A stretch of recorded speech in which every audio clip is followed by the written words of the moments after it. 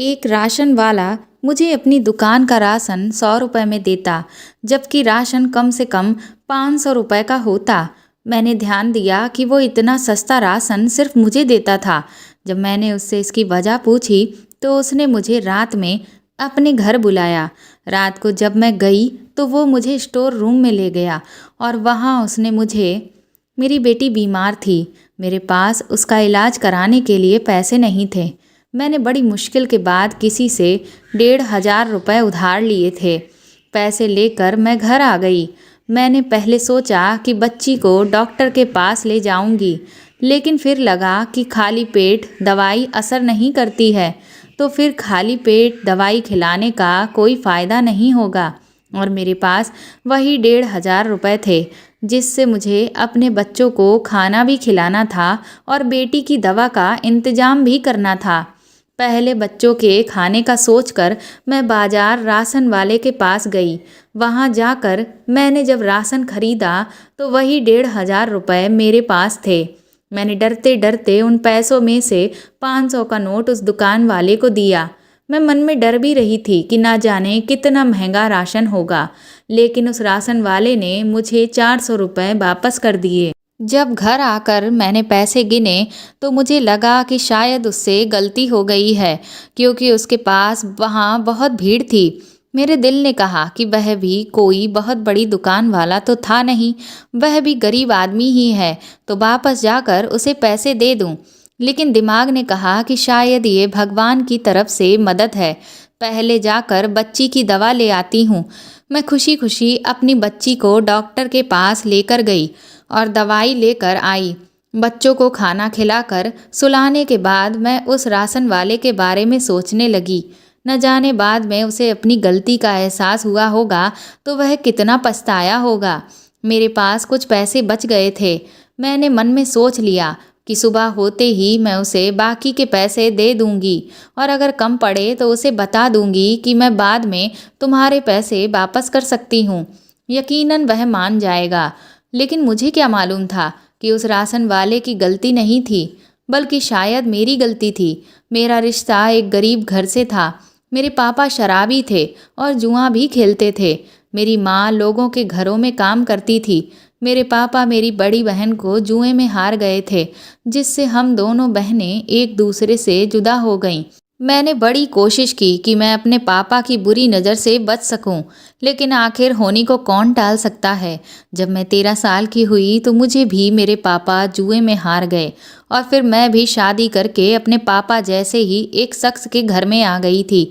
मैं भी अपनी माँ की तरह लोगों के घरों में काम करती थी और अपनी कमाई अपने जुआरी पति के हाथों से बचाने के लिए तरह तरह की कोशिशें करती थी। कभी कपड़ों की पोटली में छुपाती तो कभी राशन के डिब्बों में, लेकिन वह फिर भी मेरी कमाई मुझसे छीन कर ले जाता। मेरे 4 बच्चे थे और मेरा पूरा ध्यान सिर्फ अपने बच्चों की परवरिश पर ही रहता था। इसी तरह समय गुजरता रहा और मेरी जिंदगी यूं ही चलती रही। कभी हफ्तों बाद मेरे पति को मेरे घर की याद आती तो वह घर आ जाता और जो भी कीमती सामान उसे नज़र आता उसे उठाकर बेच देता।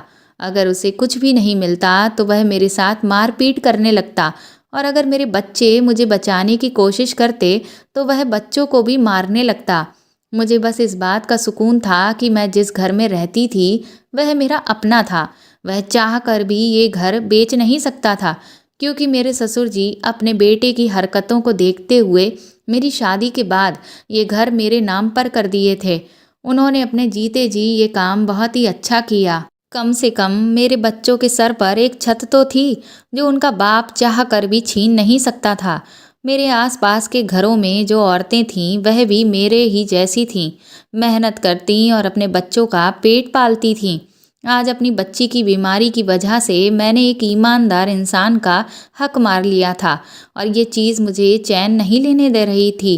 कुछ दिन बाद जब मेरी बेटी की तबीयत कुछ बेहतर हुई और मुझे तनख्वाह मिल गई, तो मैंने सोचा कि मुझे उस राशन वाले का उधार चुकता कर देना चाहिए।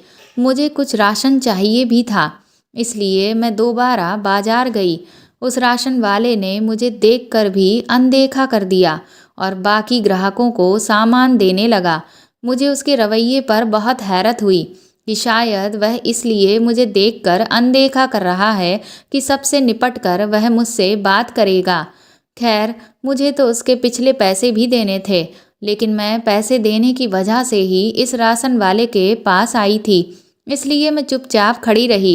सबसे निपट कर वह मेरी तरफ देखकर बोला, क्या चाहिए? मैंने उसे बताया कि आपने पिछली बार मुझे ज़्यादा पैसे वापस कर दिए थे, लेकिन उसने मेरी बात अनसुनी कर दी और पूछने लगा कि अभी आपको क्या चाहिए। मैंने काफ़ी सारी चीज़ें उसे बता दी और वह सामान तौलने लगा। उसके बाद मैंने उससे पूछा कि कितने पैसे हुए। वह मेरे चेहरे की तरफ देखने लग गया और जो उसने मुझसे कहा उसे सुनकर मुझे झटका लगा। उसने मुझसे सिर्फ 100 रुपये मांगे थे। मुझे लगा कि उससे गलती हुई है, इसलिए मैंने 500 का नोट निकाल कर उसे दिया, लेकिन उसने 100 रुपये ही काट कर बाकी 400 रुपये वापस दे दिए। जब मैंने उससे कहा कि राशन तो बहुत महंगा है, तो उसने मेरी बात काट कर दूसरे ग्राहक की तरफ लग गया। मैं हैरान होकर घर वापस आ गई और फिर ये रोज का हो गया। मैं जब भी उस राशन वाले की दुकान पर जाती तो मैं जितने रुपए का भी राशन लेती, वह मुझसे सिर्फ 100 रुपये ही लेता। कभी कभार तो मेरा राशन 200 से 300 रुपये तक का भी होता था, लेकिन वह मुझसे 100 रुपये से ज़्यादा नहीं लेता और हमेशा इंतज़ार करता कि सारे ग्राहक हट जाएं या पहले वह मुझे राशन दे, ताकि किसी को ये मालूम ना हो कि इतने सारे सामान के वह मुझसे सिर्फ 100 रुपये ही ले रहा है। शुरू में तो मुझे ये बात बहुत अजीब लगती थी, लेकिन जब राशन के पैसों की बचत से मेरे घर की बहुत सी ज़रूरतें पूरी होनी शुरू हो गईं, तो मैंने भी हमेशा घर का सारा सामान उसी की दुकान पर लेना शुरू कर दिया था। कम से कम 4 महीने हो चुके थे। मैं जब भी राशन लेने जाती तो वह मुझसे 100 रुपये ही लेता था और सारा अच्छा सामान ही निकाल कर देता था। मैंने अपने आसपास मौजूद किसी को भी इस बारे में नहीं बताया था, क्योंकि वह किसी को भी ये राशन कम पैसों में नहीं देता था। मैं चाहती तो थी कि मैं उसके पास बार बार ना जाऊं, लेकिन उसके पास जाने से मेरे जो पैसे बच रहे थे, उससे मेरी बहुत सी ज़रूरतें पूरी होना शुरू हो गई थीं और मैंने अपने बच्चों को सरकारी स्कूल में पढ़ने के लिए भी डाल दिया था। इसलिए मुझे उससे ही सामान लेना पड़ता, क्योंकि किसी और दुकान से लेने में मुझे बहुत सारे पैसे देने पड़ते, जो कि मैं नहीं दे सकती थी। मैं हमेशा ये सोच कर जाती कि इससे ज़रूर पूछूंगी कि आखिर ये 100 रुपये का मसला क्या है, वह मुझे ये सामान इतने कम पैसों में क्यों देता है। लेकिन उसके लिए ज़रूरी था कि उसकी दुकान पर कोई ग्राहक ना हो, लेकिन जब भी मैं जाती तो वहाँ पर कोई ना कोई ग्राहक होता। कभी मेरे सामान खरीदने के दौरान आ जाते, तो कभी पहले से मौजूद होते थे। मुझे उससे बात करने का मौका ही नहीं मिलता था। इस मामले में उसका कोई गलत मकसद होता तो मैं औरत थी, मुझे अंदाज़ा हो जाता उसकी नीयत का, लेकिन उसका ऐसा कोई इरादा मुझे लगता तो नहीं था। सवाल ये था कि अगर वह मेरी गरीबी की वजह से तरस खाकर मेरी मदद करना चाहता है, तो ऐसे तो बहुत लोग थे जिनको मदद की ज़रूरत थी। कुछ लोग तो ऐसे भी थे जो 2-3 दिन तक भूखे रहते थे, तो उन लोगों की मदद क्यों नहीं करता, मेरी मदद क्यों करता है? ये बात मुझे सोचने पर मजबूर करती थी और मेरे हर सवाल का जवाब सिर्फ राशन वाले के पास ही था, लेकिन उससे बात करने का मौका नहीं मिल पा रहा था। एक दिन जिस घर में मैं काम करती थी, वहाँ पर कोई बहुत बड़ी दावत थी, तो मालकिन ने मुझे कहा कि मैं बाजार से सारा खाना बनाने का सामान लेकर आऊँ और धनी राम की मदद करूं। मेरे कदम खुद ब खुद उसकी दुकान की तरफ बढ़ने लगे। मैंने सोच लिया कि आज तो मैं अच्छा खासा राशन लूंगी। आज तो कम से कम 3 से 4 हजार रुपए का राशन होगा। आज वह राशन वाला क्या करेगा? मैंने सारा राशन तुलवाया तो मुझे उसके चेहरे पर हैरत नजर आई, लेकिन उसने फिर खामोशी से सारा सामान तोलना शुरू कर दिया और जब पैसों की बारी आई तो मैंने उसके हाथ में 5,000 रुपये दे दिए, जो मुझे मालकिन ने दिए थे। लेकिन हमेशा की तरह जब उसने उन 5,000 में से सिर्फ 100 रुपये काट कर बाकी की रकम मुझे वापस करने लगा, तो मैंने उससे कहा कि मैं ये सारा सामान अपनी मालकिन के लिए लेकर जा रही हूँ। उसके हैरान चेहरे पर मुस्कुराहट आ गई और उसने सारा सामान मुझे 4,000 रुपये में पैसे काट कर बाकी के पैसे वापस कर दिए। तो मुझे यकीन हो गया कि वह सिर्फ मुझे ही राशन कम पैसों में देता है। उसकी दुकान पर उस समय भी कुछ ग्राहक मौजूद थे, इसलिए मैं आराम से सवाल न कर सकी। उस दिन तो मैं सारा दिन दावत में लगी रही और उससे अगले 2 दिन तक मुझे टाइम ना मिल पाया कि मैं राशन वाले की दुकान पर जाऊं। कुछ दिनों के बाद जब मैं उसकी दुकान पर गई तो उसके साथ एक लड़का भी मौजूद था और वह वहां पर काम कर रहा था। हमेशा की तरह उसने मुझे 100 रुपए में राशन दिया, लेकिन उस लड़के की वजह से मैं कोई सवाल ना कर सकी। कुछ दिनों बाद मैं दोबारा दुकान पर गई तो वही लड़का था, वह खुद नहीं था। मैं कम पैसों में राशन लेने की आदी हो चुकी थी। मुझे हैरत हुई जब उस लड़के ने भी मुझे सारा सामान सिर्फ 100 रुपए में ही दे दिया। मैंने जब उस लड़के से सवाल किया कि उसने मुझसे 100 रुपए क्यों लिए, तो उस लड़के ने बताया कि ये बात तो उसे खुद समझ नहीं आ रही कि उसके दुकान के मालिक ने उससे ये बात क्यों कही थी, क्योंकि वह तो सिर्फ मालिक का कहना पूरा कर रहा था। दुकान के मालिक ने उसे कहा था कि मैं जब भी यहाँ आया करूँ, किसी भी समय कोई भी चीज़ लूँ तो 100 रुपए ही लेना। मैंने आज भी जो सामान लिया उसकी कीमत कम से कम 300 रुपए जितनी थी, लेकिन उसने मुझसे 100 रुपए ही लिए। मैंने उससे पूछा कि तुम्हारा मालिक कब आएगा, तो इस पर उसने कोई जवाब नहीं दिया। अब तो मैं और भी ज़्यादा हैरत में पड़ गई और मुझे अपने सवालों के जवाब भी चाहिए थे। अब तो मुझे ये बात नामुमकिन सी लगने लगी, क्योंकि अब अक्सर दुकान पर वह लड़का हुआ करता था और वह राशन वाला खुद नहीं होता था। राशन तो मुझे वैसे ही मिल रहा था और अच्छा ही मिल रहा था, लेकिन मुझे मेरे सवालों के जवाब नहीं मिल रहे थे। उन दिनों ये हुआ कि मेरे दोनों बड़े बेटे स्कूल जाने लगे थे और मुझे उनके अच्छे भविष्य की उम्मीद नज़र आ रही थी, और ये सब उस कम कीमत राशन की वजह से ही मुमकिन हुआ था, क्योंकि उससे पहले तो मैं सिर्फ बच्चों के 2 वक्त की रोटी पूरी करने के लिए सोचती रहती थी। लेकिन जब मेरे पास बचत के कुछ पैसे आना शुरू हुए तो मैंने उनकी पढ़ाई के लिए भी सोचना शुरू कर दिया था। अब मुझे कुछ उम्मीद नज़र आ रही थी कि मेरे बच्चे पढ़ लिख कर किसी मुकाम पर पहुंच जाएंगे और शायद मेरी जिल्लत भरी ज़िंदगी अब ख़त्म हो जाएगी। मैं ज़्यादा पढ़ी लिखी तो नहीं थी, लेकिन हिंदी किसी हद तक पढ़ लेती थी।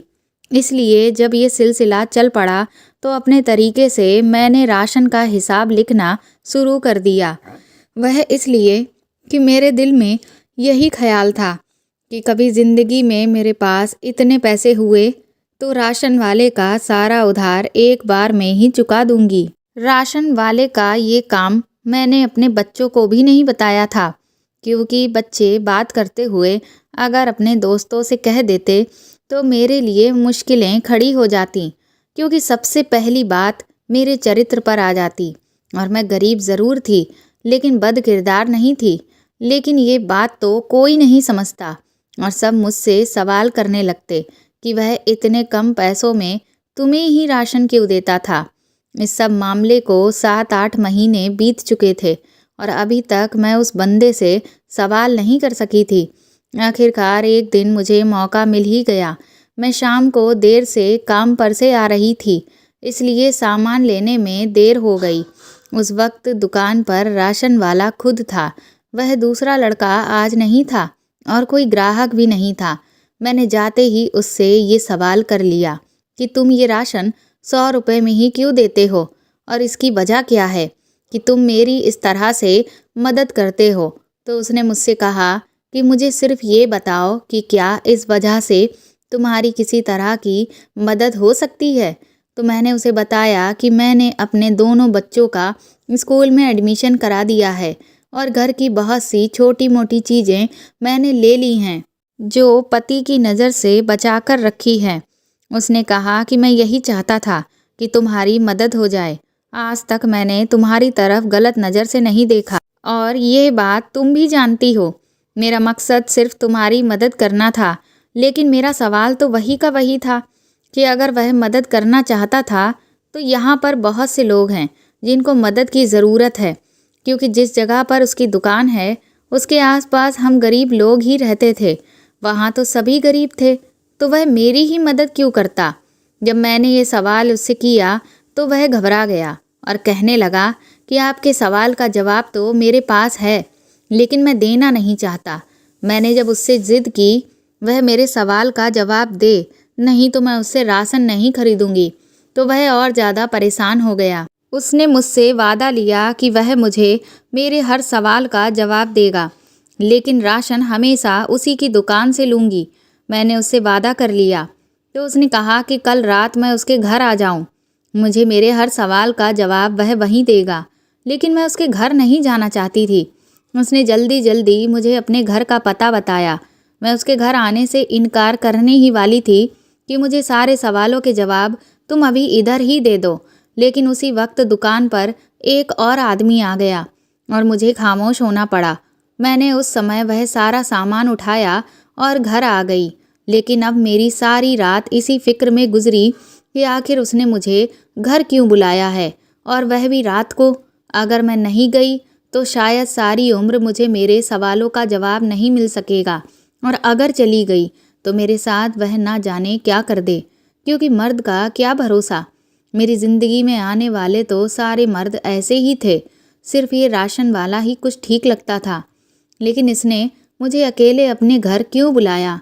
सारी रात सोचने के बाद मैंने फैसला किया कि मुझे एक बार तो उसके घर जाना ही चाहिए, क्योंकि मैं इतनी कमज़ोर नहीं हूँ कि अगर मेरे साथ वह कुछ गलत करने की कोशिश करे तो मैं खुद को बचा नहीं सकूँ। अब मुझे बेसब्री से रात का इंतज़ार था। मैं जल्दी ही काम से वापस आ गई और अपनी बेटी को अपने तीनों बेटों के पास छोड़कर और उनको अच्छे से समझाकर कि वह घर से कहीं भी बाहर ना जाएं, मैं थोड़ी देर में आ जाऊंगी, एक ज़रूरी काम से जा रही हूँ, ये कहकर बाहर निकल गई। मैंने अपने कुर्ते में छोटी सी छुरी डाल ली और उस राशन वाले के घर की तरफ चल दी। मैंने वह छुरी अपने पास इसलिए रखी कि मुसीबत में मेरे काम आ सके, अगर ज़रूरत पड़ी तो। जैसे जैसे मेरे कदम उसके घर की तरफ बढ़ रहे थे, वैसे मेरी धड़कनें बढ़ रही थीं। उसके घर के दरवाजे पर पहुंचकर एक बार तो दिल ने कहा कि पलट जाऊं, जो जैसा चल रहा है वह वैसे चलने दूं। मुझे क्या ज़रूरत है सवाल करने की? मेरी तो ज़रूरतें पूरी हो ही रही हैं और मेरे बच्चों को खाना मिल रहा है, उनकी अच्छी पढ़ाई हो रही है और मेरे घर की सारी ज़रूरतें पूरी हो रही हैं। मुझे इस राज को राज ही रहने देना चाहिए, लेकिन मेरे अंदर की आत्मा मुझे चैन नहीं लेने दे रही थी और बार बार मेरे अंदर ये बात आती कि एक बार अंदर जाना चाहिए। उसके बाद मैंने दरवाज़ा खटखटाया। दरवाज़ा खटकाने के बाद मेरा दिल और तेज़ धड़कने लगा और मुझे यहाँ आने का फ़ैसला गलत लगने लगा। इससे पहले कि मैं वहाँ से पलट के जाती, दरवाज़ा खुल गया और मुझे दरवाजे पर राशन वाले की सूरत नज़र आई। मुझे दरवाजे पर खड़ा देख उसके चेहरे पर मुस्कुराहट नज़र आने लगी और उसने मुझे अंदर आने के लिए कहा। अब जब मैं यहाँ तक आ ही गई थी तो आगे भी मुझे हिम्मत करनी ही थी। मैंने डरते डरते घर के अंदर कदम रखा और बाजू के अंदर छुपी हुई छुरी पर अपनी पकड़ बना ली। जब मैंने अंदर कदम बढ़ाए, अंदर आते ही उसने तुरंत लाइट जला दी और रोशनी होते ही जिस चीज़ पर मेरी नज़र पड़ी तो मैं चौंक गई। मुझे यूँ लगा कि जैसे मेरे पैरों तले ज़मीन निकल गई हो। जब मेरे पिता ने मुझे मेरे पति के हाथों बेचा था, उसके बाद से मैंने अपने माता पिता से कोई संबंध नहीं रखा था। मुझे नहीं पता था कि मेरी बहन या माता पिता किस हाल में हैं, और मैंने तो अब यही समझ लिया था कि वह मेरे लिए मर चुके हैं और कभी भी भूल कर भी उनके बारे में नहीं सोचा था। कभी कभी माँ का ख्याल आता था, लेकिन शादी के 3 साल बाद ही मेरी माँ को भी मेरे पिताजी किसी जगह जुए में हार गए थे और उसके बाद उनका कुछ पता नहीं था। मैंने उन सबको मरा हुआ मान लिया। इसके बाद मैंने तो कभी सोचा भी नहीं था कि उनसे सामना होगा। स्टोर के बिस्तर पर मुझे अपने पिताजी लेटे नजर आए और मुझे उन्हें देखकर बहुत ज़्यादा नफ़रत का एहसास हुआ कि हम लोग जिस हाल में भी हैं सिर्फ उसी आदमी की वजह से ही हैं। लेकिन उनकी हालत इतनी ख़राब थी कि उनसे तो मैं नफ़रत भी नहीं कर पा रही थी। मेरे पीछे मौजूद राशन वाले ने मुझसे कहा कि आपने इनको पहचाना। मेरी तो ज़ुबान ही बंद हो चुकी थी कि मैं क्या जवाब देती। मेरी हालत देखकर उसने कहा कि ये आदमी आपके पिताजी हैं और सिर्फ आपके नहीं बल्कि मेरे भी। मैं आपका भाई हूँ। ये सुनकर मुझे तो आश्चर्य हुआ और बहुत बड़ा झटका लगा। ऐसा कैसे हो सकता है? ये आदमी मेरा भाई कैसे हो सकता है, क्योंकि हम तो सिर्फ 2 बहनें ही थीं। मुझे तो लगता था कि आज बिजली गिरने के बाद और इतने सारे झटके मैं सह भी नहीं पाऊंगी। मैं आगे बढ़ी और पिताजी की हालत देखी तो मेरी आंखों में आंसू आ गए। उनका आधा अंग काम नहीं कर रहा था और वह जुबान से बोल भी नहीं पा रहे थे, हाथ भी नहीं हिला सकते थे, सिर्फ मुझे देखकर रो रहे थे। मैंने उस राशन वाले से, जो मेरा भाई था, उससे पूछा कि ये सब क्या है, तुम मेरे भाई कैसे हो सकते हो? हम तो 2 बहनें थीं और फिर ये तुम्हारे पास कैसे? तो उसने मुझे बताया कि मेरे पिता ने सालों पहले एक औरत को जुए में जीता था, जिसे वह अपने घर तो ना लेकर आए, लेकिन एक दूसरी जगह पर रखने लगे थे। राशन वाला उसी औरत से मेरा भाई था। उसे जन्म देते हुए उसकी माँ मर गई और भगवान का करिश्मा तो देखो, जिसकी वह बहन थी उसी के हाथों मेरी माता जी का दोबारा विवाह हुआ। मेरी माँ ने ही उसकी परवरिश की है और अच्छे बुरे की समझ दी है। जब वह कुछ समझदार हुआ तो उन्होंने उसे सारी बात बताई, ताकि ये भी अपने पिता की सूरत पर ना जाए। और 3 साल पहले ही हमारी माँ का देहांत हो चुका है। और जब ये कुछ बड़ा हुआ तो उसने अपनी बहन की जानकारी लेने की कोशिश की, तो पता चला कि वह तो शादी के बाद ही बच्चे को जन्म देते हुए मर गई थी और उसके साथ उसका बच्चा भी मर गया था। अब इस दुनिया में उसके रिश्तेदार जो बचे थे, उनमें एक बहन और एक पिता थे। उसने हम दोनों के बारे में जानकारी हासिल करने की कोशिश की। वह ठीक से पढ़ाई नहीं कर सका, जिसकी वजह से वह कोई नौकरी भी नहीं कर पाया। इसीलिए राशन की दुकान खोली थी। वह मेहनत से दिल लगाकर काम करता था और उसकी समाज में बहुत इज्जत थी। एक दिन उसको पिताजी मिले और जिस हालत में वह मिले, उसे उन पर तरस आ गया और वह उन्हें अपने घर ले आया। और अब पिता की खिदमत के लिए उसने दुकान पर लड़का रखा हुआ था, क्योंकि उनसे बोला भी नहीं जा रहा था और ना ही कुछ खा सकते थे। फिर उसने मेरे बारे में पिता से जानकारी हासिल की। मेरे बारे में जानकर उसे बहुत दुख हुआ, इसलिए अपने हिसाब से मेरी पूरी मदद करने की कोशिश की। और वह 100 रुपये इसीलिए लेता था कि मेरी खुददारी को चोट ना पहुँचे। अगर वह मुझे फ्री में राशन देता तो शायद मैं अगले दिन उसकी दुकान पर ना जाती, क्योंकि शुरू में मैं सोचती कि वह गलती से मुझे ज़्यादा पैसे वापस कर रहा है। लेकिन जब उन पैसों से मेरे घर की ज़रूरत पूरी होना शुरू हुई तो मैं खुद ही उसकी दुकान की तरफ जाने लगी और जानबूझकर मेरे किसी सवाल का जवाब नहीं देता था। ये गरीब भाई की अपनी गरीब बहन के लिए मदद की कोशिश थी। ये सब सुनकर मेरी आंखों से आंसू छलक पड़े और मैंने भगवान का धन्यवाद अदा किया कि भगवान ने मुझे अगर पति और पिता की सूरत में अच्छे इंसान नहीं दिए तो भाई की सूरत में अच्छा इंसान दे दिया। अपने भाई को देखकर ही मैंने फैसला लिया कि मैं अपने बच्चों को सही रास्ते पर चलाऊंगी, पढ़ाई के साथ साथ उनकी परवरिश भी अच्छी करूंगी। इससे पहले मैंने उनके संस्कारों पर ज़्यादा ध्यान नहीं दिया था, पर अब दूंगी। उसके साथ ही मैंने खुले दिल से अपने पिता को भी माफ़ कर दिया, क्योंकि उन्होंने जो हमारे साथ किया था उसकी सज़ा उन्हें ज़िंदगी में मिल रही थी और नर्क में भगवान उनसे हिसाब लेगा ही। मैंने अपने भाई से वादा किया कि मैं आती जाती रहूंगी और पिता का ध्यान रखना। जब मेरे पति के बारे में मेरे भाई ने बताया कि उसको बड़ी मुश्किल से कुछ लोगों के जरिए उसने शराब छोड़ने वाले विभाग में एडमिट करा दिया है और वह जल्द ही एक अच्छे इंसान की सूरत में आपके सामने आएगा, तो मुझे लफ्ज़ ही नहीं मिल रहे थे जिनके जरिए मैं अपने भाई का धन्यवाद अदा कर सकूं, जो मेरी माँ का बेटा भी नहीं था, लेकिन सिर्फ माँ की परवरिश का हक अदा करने के लिए अपनी तरफ से मेरी पूरी मदद करने की कोशिश कर रहा था। सच कहते हैं, रिश्ते चाहे सगे हो या सौतेले, अगर निभाने की चाहत हो तो इंसान खुशी खुशी हर रिश्ता निभा सकता है। और परवरिश का बहुत असर होता है। उसकी रगों में खून तो मेरे पिता का था, लेकिन परवरिश मेरी माँ की थी, जो कि खून पर भारी पड़ गई थी। तो दोस्तों, आपको ये कहानी कैसी लगी मुझे कमेंट करके ज़रूर बताएं और प्लीज़ मेरी इस कहानी को ज़्यादा से ज़्यादा शेयर करके मेरे चैनल को सपोर्ट करें। आप चाहें तो मुझे सुपर थैंक्स भी दे सकते हैं। साथ ही अगर आप चैनल पर नए हैं तो सब्सक्राइब करके बेल आइकन ज़रूर दबा दें, ताकि आगे भी मैं आपको ऐसी ही अच्छी कहानियाँ सुनाती रहूँ। Thank you.